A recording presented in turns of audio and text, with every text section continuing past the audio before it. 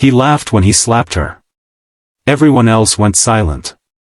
But he didn't notice that the mess hall, packed with over 200 Marines, had stopped eating. Forks froze mid-air, conversations died instantly, and chairs scraped as one Marine after another stood up, forming a wall behind her. What he also didn't know, what he couldn't have known, was who she really was, and why the entire Marine Corps had her back. And by the time he realized it, it was already too late. The slap that silenced the mess hall. The lunch rush at Camp Buckridge's mess hall was always the same, loud, chaotic, full of shouts, laughter, and the metallic clatter of trays. It wasn't a place where people expected drama, let alone danger. Marines came here to relax, unwind, and forget the weight of the world outside. At the far corner, Lina Hart, a young civilian woman in her early 20s, sat quietly at a table meant for visitors. She wasn't a Marine, but she carried herself with the calm strength of someone who had been around them her entire life. Her brother, Staff Sergeant Mason Hart, was deployed overseas, and Lina often visited the base to help with volunteer programs and morale events. Today, she came early to prepare for a charity drive. She had a small notebook in her hand, jotting down ideas, when Evan Pierce, her ex-boyfriend, stormed into the hall. He wasn't supposed to be on base. He wasn't supposed to be near her. But rage doesn't follow rules. Evan walked straight toward her, pushing Marines aside as if the uniform meant nothing. "So this is where you hide," he said, his voice loud enough that nearby tables turned. "On a base full of men who don't give a damn about you?" Lina tried to stand up, her voice steady.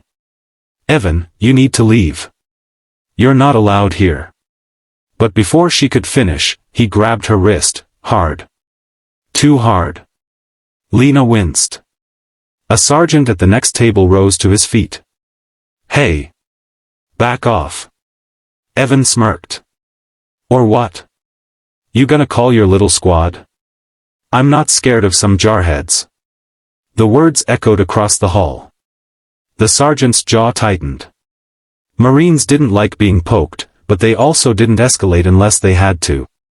He gave Evan one last warning. Let her go. But Evan didn't. Instead, fueled by insecurity and anger, he did the unthinkable. He slapped Lina across the face. Hard. The sound cracked through the mess hall like a gunshot. For a second, everything froze. Lina staggered, holding her cheek, eyes burning, but not with fear. With heartbreak. With exhaustion. With pain she had carried too long. Evan laughed. That was his mistake. Because while he laughed, every single Marine in the mess hall stopped eating. Forks hovered in the air. Boots slammed to the ground. One by one, Marines stood up, dozens within seconds, then hundreds, forming a wall of silent, immovable force. The sergeant closest to Evan took one step forward. You need to leave. Now. Evan scoffed again, unaware of the storm he had just awakened. You think I'm scared of you people? But behind the sergeant, more Marines stepped closer. Corporals, gunnery sergeants, captains, rank didn't matter at that moment. All that mattered was the woman who had just been hit in front of them. Lina shook her head, tears forming. She whispered, please don't, he's not worth it. But the Marines weren't moving because of anger alone. They were moving because of respect. Because of loyalty. Because of who she was. And Evan had no idea what those things meant. Not yet. When the Marines learned the truth. The senior officer in the room that day was Captain Reyes, a calm and composed man with a reputation for never raising his voice. Yet even he stood up from his table and approached Evan, his expression unreadable. Sir, Captain Reyes said, you're trespassing on federal property. You've assaulted a civilian. Stand down. Evan, blinded by arrogance, stepped forward. She's mine. I can talk to her however I want.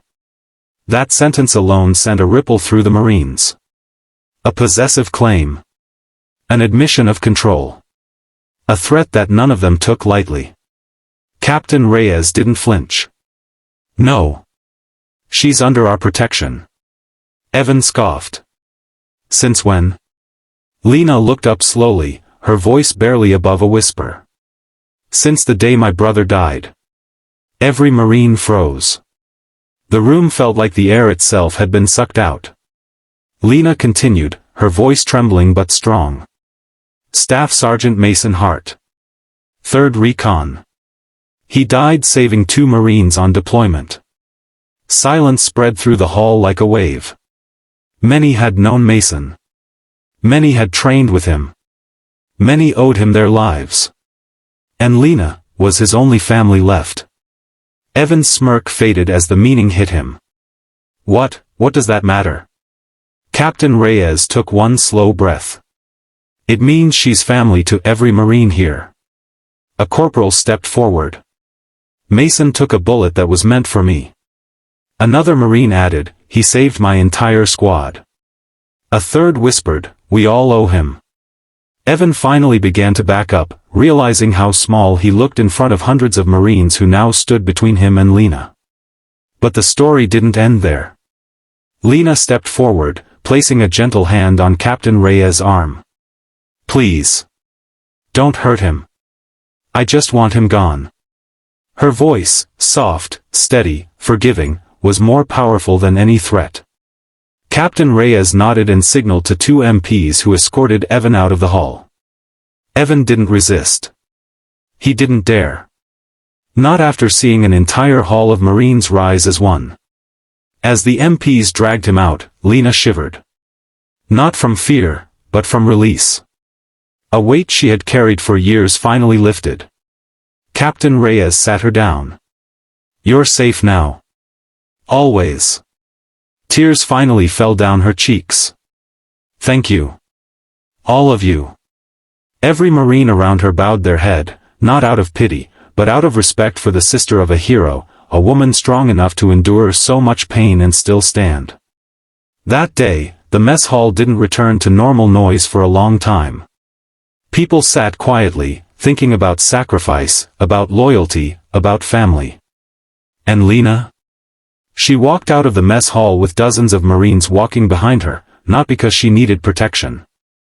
But because she finally understood that she was never alone. Not anymore.